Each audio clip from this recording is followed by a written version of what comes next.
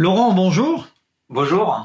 Alors, tu as plusieurs casquettes. Tu es psychologue, psychanalyste et coach en course à Oui, pied oui. et athlète d'un très bon niveau. Je ne sais pas si on peut considérer de haut niveau, mais en tout cas de très bon niveau. Alors, je Oui, voulais. oui. Oui, j'ai représenté la France à 4 championnats du monde. J'ai fait 3 fois premier français à des championnats du monde de course de montagne, longue distance.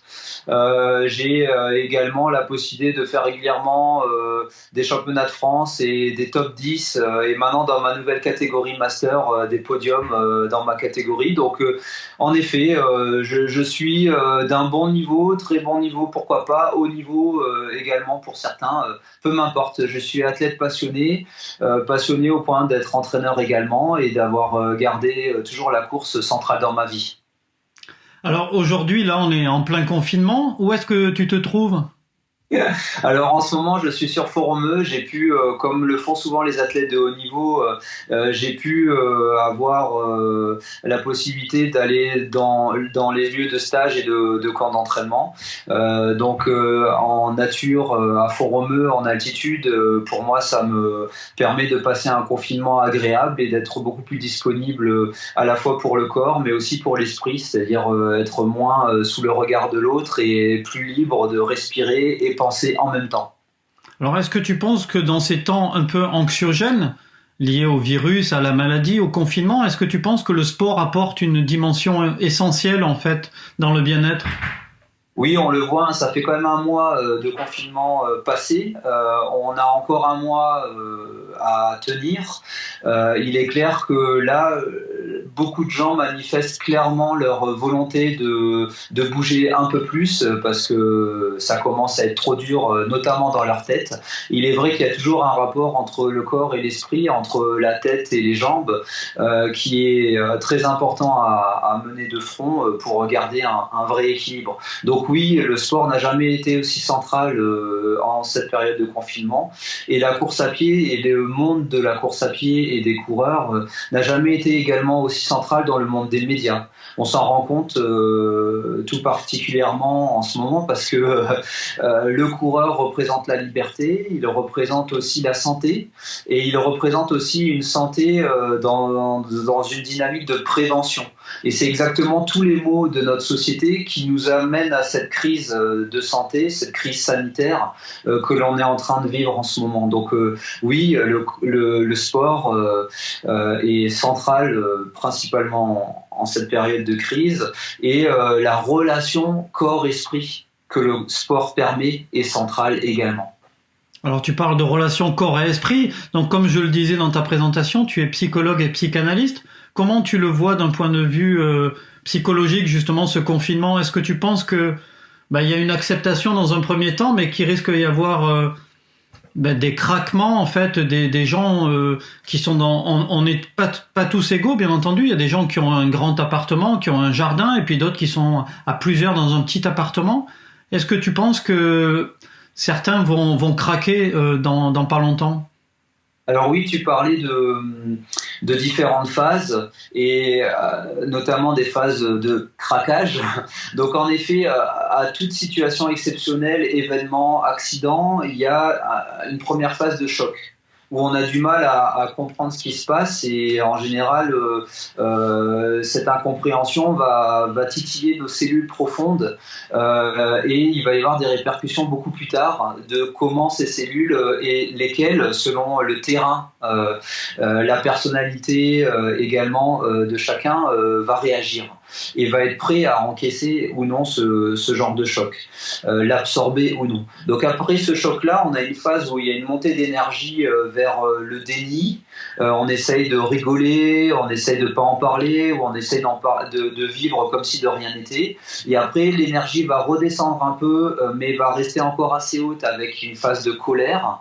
C'est ce qui s'est passé tous ces derniers mois, ces étapes, pour rentrer dans une phase maintenant, on y est en plein, après l'annonce un nouveau mois, c'est-à-dire on double la mise, l'annonce d'un nouveau mois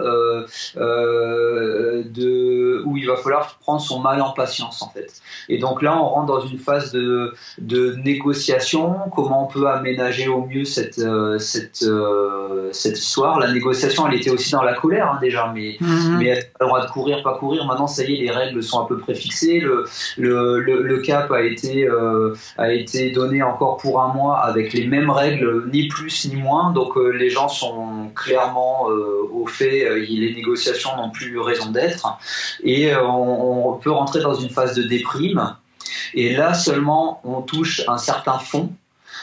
Déprime, dépression quand c'est des gros chocs, mais là on peut rester de l'ordre de la déprime actuellement pour le grand nombre. Et là seulement on peut toucher un certain fond pour rebondir et rentrer dans une phase d'acceptation premièrement, après une phase d'expérimentation, une phase de décision et une phase de changement, mais un vrai changement. Pas les petits changements d'accommodement raisonnables qui font que finalement on change rien, on fait juste autrement la même chose. Là, un vrai changement qui nous amène à chercher une certaine vérité, et comme toute vérité, soit elle blesse, soit elle libère. Et donc ça demande beaucoup d'acceptation, beaucoup d'humilité, beaucoup de réflexion et d'expérimentation sur le terrain, de décision sur le terrain pour agir concrètement dans ce sens du changement qui libère. Tu parles d'acceptation, de changement. Est-ce que tu peux nous donner des petits exemples concrets pour supporter et pour encaisser au mieux cette incertitude ? Alors en fait, acceptation, changement, ce sont des remises en question. Donc il s'agit de se poser les bonnes questions pour avoir les bonnes réponses. Et justement, les bonnes questions peuvent amener des bonnes réponses qui nous amènent des vérités. Des vérités qui en général peuvent soit blesser, soit libérer. Je me répète un peu sur ce point parce que c'est un point crucial. Et donc il faut justement rentrer dans un état d'esprit multidimensionnel où il faut dans l'ordre bien manger ou mieux manger, bien bouger ou mieux bouger, bien penser ou mieux penser et bien dormir. En fait, si on arrive à jongler sur ces 4 sphères-là, sur ces 4 axes de vie-là, d'hygiène de vie générale là, on arrive à avoir un état d'esprit beaucoup plus clair, une ouverture d'esprit beaucoup plus grande, qui n'est pas une fracture du crâne, et une acceptation et une ouverture vers certaines vérités qui libèrent. Et donc, on peut les prendre dans l'ordre, hein, tout simplement. Tu demandais des exemples concrets. Pour le bien bouger, c'est faire du sport, tout simplement. On choisit en son âme et conscience selon notre cas particulier. On est en ville, on est en studio, on est en extérieur, on est en campagne. Chacun en son âme et conscience décide de faire son sport chez soi ou à l'extérieur en respectant les barrières de transmission de la maladie au mieux et son prochain au mieux. Voilà, donc bien bouger. Il est clair que replacer le sport et le corps et le mouvement dans l'axe de ses journées, de sa vie, c'est très important. Deuxièmement, le bien manger. On a du temps pour courir, on a du temps pour faire du sport, on a du temps également pour mieux manger en faisant premièrement des bonnes courses, en achetant des meilleurs aliments, en prenant le temps de cuisiner, en prenant le temps de voir quelques recettes, en prenant le temps de se renseigner sur le plan de la nutrition également pour faire avancer un peu nos modes d'action, nos modes d'habitude de vie sur le plan culinaire notamment, pour éviter de tomber dans les réflexes et la facilité finalement des plats tout préparés. Et donc dans ce prêt-à-manger, on a aussi du prêt-à-penser qu'il faut arriver à combattre, et donc on rentre dans cette troisième phase du mieux penser. Donc, c'est quoi que tu appelles le prêt-à-penser ? Justement, le mieux penser, c'est qu'on se rend compte que on prend pas le temps de lire, on prend pas le temps de s'informer, on récupère toutes les infos qui nous sont données et on se rend compte que dans les masses médias, les infos les plus importantes ne sont pas forcément véhiculées et que on a nous chacun des appétences, des sensibilités différentes, même des passions, des points de curiosité qui nous amènent à aller voir un peu quand on a plus de temps, plus en détail les infos qui nous sont données et aller chercher les vrais spécialistes en la matière. Donc bien penser, on peut en ce moment de période de crise et de remise en question pour un vrai changement, parce que là on se demandait quand est-ce qu'on allait frapper le mur, vu depuis la crise des subprimes en 2008, on vit depuis 10 ans un après-crise qui a mal été géré, et là on se retrouve avec une nouvelle crise qui va être radicalement plus forte, avec des changements qui eux devront être également plus forts et qui vont nous être imposés par la nature des choses de la société qui vont nous arriver bientôt. Donc il faut apprendre à mieux penser et à mieux réfléchir à ces questions-là pour mieux évoluer dans les mois qui vont venir, quoi, et les années qui vont venir. Les années, oui. Donc clairement, il faut vraiment apprendre à penser sur le long terme et à aller chercher des informations qui, elles, ne sont pas comme dans les médias court-termistes, mais avec plus de vision et qui nous offrent une perspective d'avenir beaucoup plus à la fois neuve, rafraîchissante, et également de l'ordre de la libération. Ça nous libère, quoi. On se rend compte qu'en ce moment on est empêtré dans un certain nombre de contradictions qui sont notamment menées par un certain nombre de dirigeants et d'experts qui nous donnent du prêt-à-penser, mais avec beaucoup d'incompétence et beaucoup, donc je me répète, d'incohérence. Et donc c'est ça qui est anxiogène en fait en ce moment. On sent bien que la maladie n'est pas le vrai problème, que la maladie n'est pas la vraie cause, et qu'on sent bien qu'on n'est pas dans une société de la santé, mais dans une société qui est devenue malade pour toutes ces raisons. Donc le prêt-à-penser, c'est ça, c'est arriver à sortir de ce qu'on nous a donné tout cuit pendant des années et qu'on a accepté d'avaler et de gober sans réflexion. Là on est tous à même, en responsabilité également, sortir ou pas, courir ou non, mais également penser ou non notre vision de la vie et les perspectives d'avenir qu'on peut se donner pour soi-même, pour sa famille, pour son entourage et pour la vie en société et le vivre ensemble que l'on veut mener. Est-ce que tu penses qu'on peut dire que cette pause est une chance à saisir pour justement se reconstruire et imaginer l'avenir différemment ? Oui, dans tous les cas, les crises sont un moyen d'aboutir à cette période de remise en question radicale. Est-ce que tu as foi en l'être humain ? Est-ce que tu penses que les bonnes résolutions qui sont prises là pendant le confinement, on va les tenir ensuite ou dès qu'on pourra sortir, tout va recommencer comme avant ? Est-ce que tu es serein là-dessus ? Il est clair que les bonnes résolutions, on y a droit 2 fois par an, en général en septembre, début d'année scolaire, et en janvier, début d'année civile. Là, on va avoir un nouveau redémarrage avec de nouvelles intentions qui ont déjà commencé à être prises. Je salue les néo-coronavirus coureurs qui, je le souhaite, vont continuer à courir. Il est clair qu'ils n'ont pas aidé la cause des coureurs habituels en créant du bruit dans les médias. Mais en même temps, on ne peut que applaudir l'ensemble des personnes qui se remettent en question au point d'agir. Alors, est-ce qu'ils ont agi par esprit rebelle ou est-ce qu'ils ont agi tout simplement par éveil de conscience quant à la capacité de se prendre en main sur le plan de sa santé notamment ?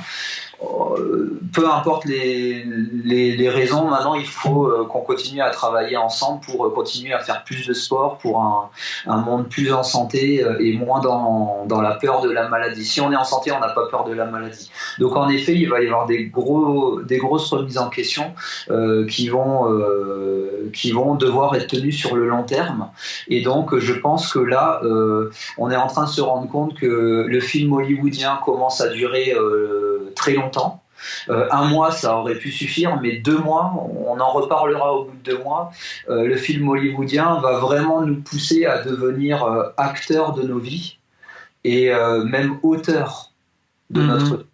Donc je pense que ce nouveau mois qui arrive ne va pas nous aider sur le plan de la crise sociétale, économique et financière. Loin de là, elle va encore nous enfoncer. Mais sur le plan humain, rester à l'intérieur confiné va nous permettre de rentrer dans beaucoup plus d'intériorité. Et ce passage entre intérieur et intériorité va faire toute la différence dans les prises de décision, de changement qui nous attendent. Ouais, tout ça, c'est à méditer. Alors, tu parlais d'activité physique et de changement. Je le disais en préambule, tu es aussi coach et tu animes un site qui est très populaire, qui s'appelle Coach à pied. Oui. Là, si tu devais donner quelques conseils, ou tu le fais peut-être sur ton site aussi, quels conseils tu donnerais durant le confinement, en sachant qu'on peut courir très peu? Est-ce que tu as mis en place un petit protocole pour tes abonnés? Alors pour l'heure, en effet, sur Coach à pied, si vous allez par exemple sur la page Facebook, les réseaux sociaux, tous les jours, je pousse à la motivation dans l'année courante, on va dire, et à quelques conseils réguliers également. Je réponds beaucoup en message privé pour les particularismes des uns et des autres. Et pour ce qui est en fait de la phase actuelle que l'on est en train de vivre en cette période de confinement, je pousse un peu plus à la réflexion. Donc je bouscule un peu mes auditeurs, mon fan club. Ils n'ont pas l'habitude d'entendre coach à pied un peu plus militant, un peu plus actif, quasiment politique, quoi. Oui, c'est ça, tu prends position un petit peu, tu donnes ton point de vue. Voilà. Tu sors du cadre du coach. C'est ça, je rentre un peu dans des prises en considération beaucoup plus globales, et donc je m'en excuse auprès de mon fan club. Je les bouscule un peu, mais qu'ils puissent regarder sur l'ensemble de ces 10 dernières années de travail que je fais auprès d'eux, ma bonne foi et mon éthique, et qu'ils puissent se dire que si je sors un peu du cadre, c'est peut-être parce que c'est nécessaire, et 2, parce que j'y ai beaucoup réfléchi. Donc après, pour ce qui est de la période de confinement, avec notre heure quotidienne qui nous est proposée, qui nous est autorisée, je dirais même qu'elle devrait être quasiment obligatoire dans cette période d'interdiction. Cette fois-ci, c'est une obligation saine. Il faut qu'on se reprenne en main en termes de prise de position dans la vie de tous les jours, que ce soit pour notre vie à mener familiale, professionnelle, mais aussi notre santé personnelle. Sans la santé, on ne peut rien faire. Je veux dire, c'est une responsabilité qui est vraiment primordiale, quoi. Il faut travailler pour notre santé autant qu'on travaille pour subvenir à nos besoins et à ceux de notre famille. C'est très intéressant ce que tu dis là, puisque en disant profitez de cette heure-là et allez-y, en fait. C'est vrai qu'on a très mauvaise conscience. Moi, le premier, je sors très peu alors que je cours beaucoup en temps normal.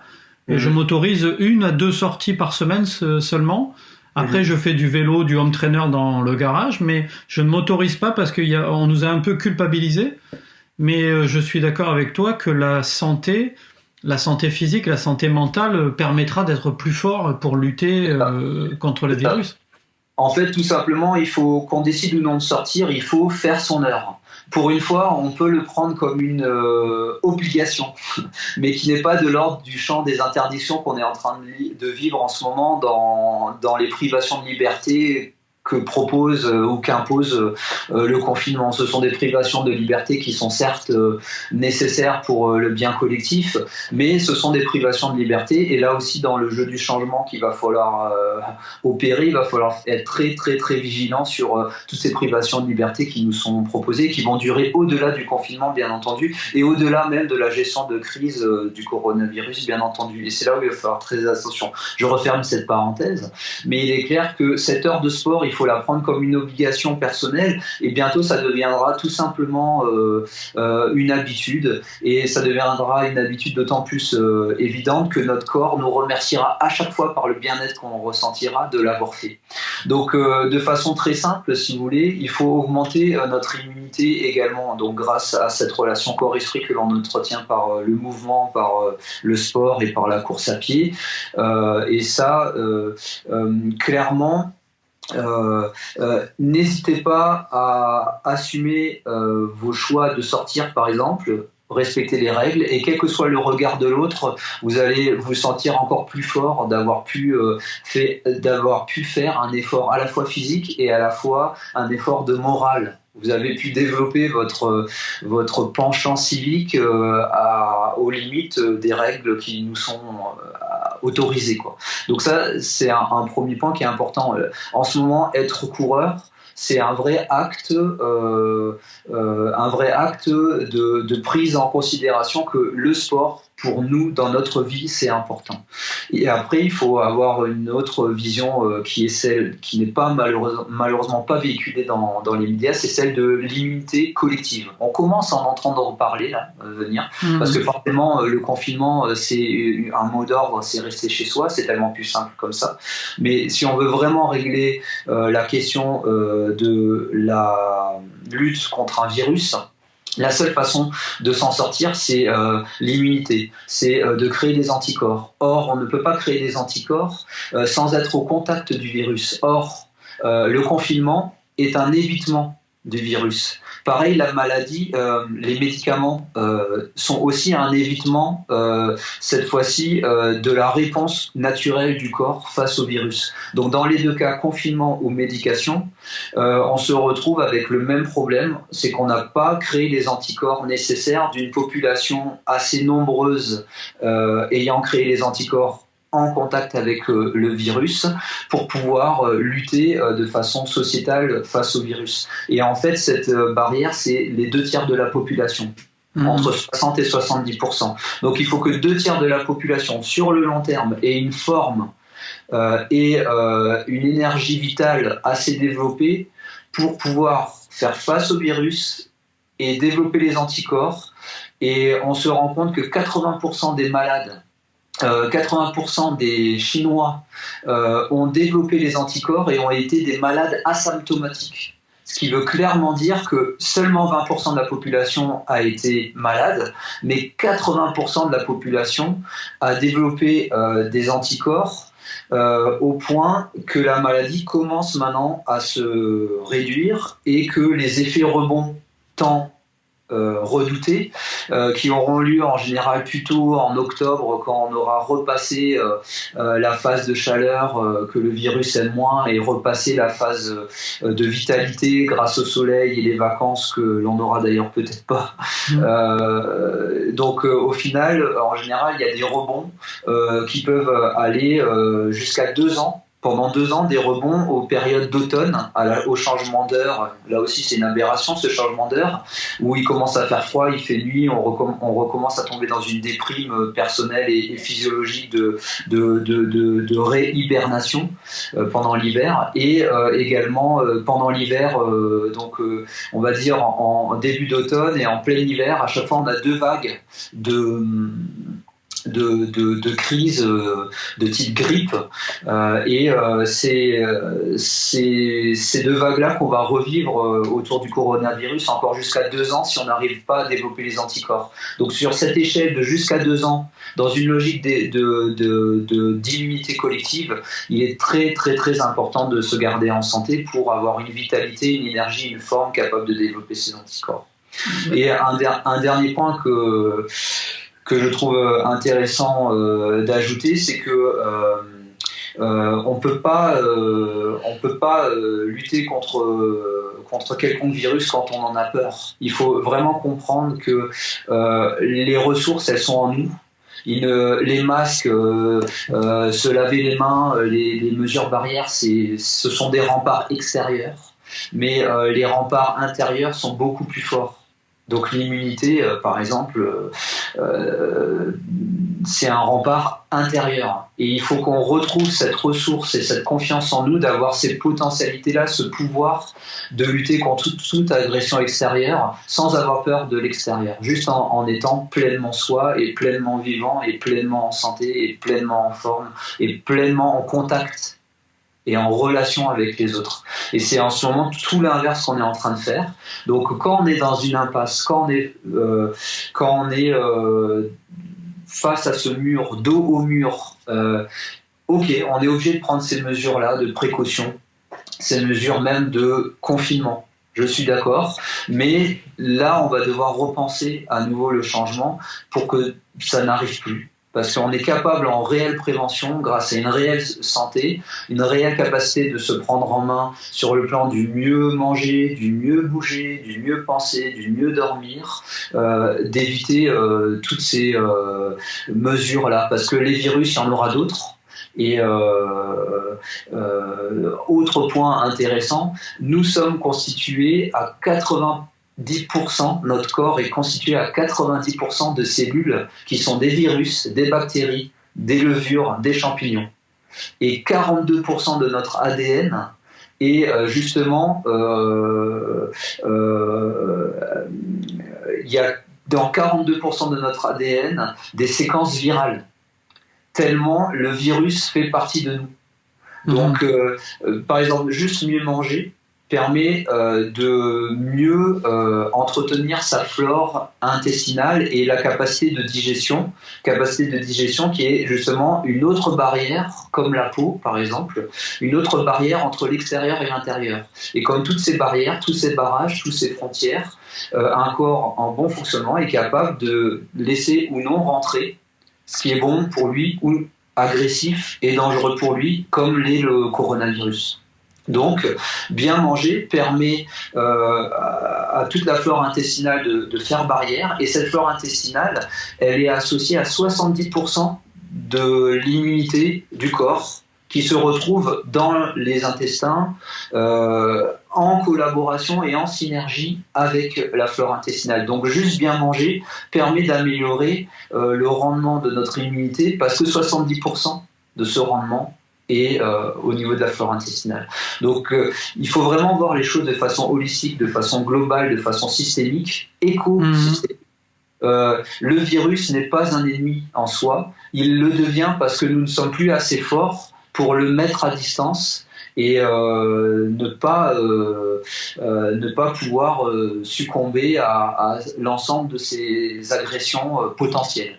Et encore, quand je dis agression, ce sont les dernières études qui l'ont montré, mais là encore, les médias n'en parlent pas. Ils préfèrent parler de statistiques, de mortalité, plutôt que de parler des mesures préventives et des mesures du changement qui est à opérer. En fait, j'étais en train d'oublier ce que j'étais en train de dire, désolé. Rappelle-moi juste, tu couperas ce bout-là. Rappelle-moi juste que le virus n'était pas un danger. Et voilà, exactement. Oui. Alors, je reprends, on reprendra pas.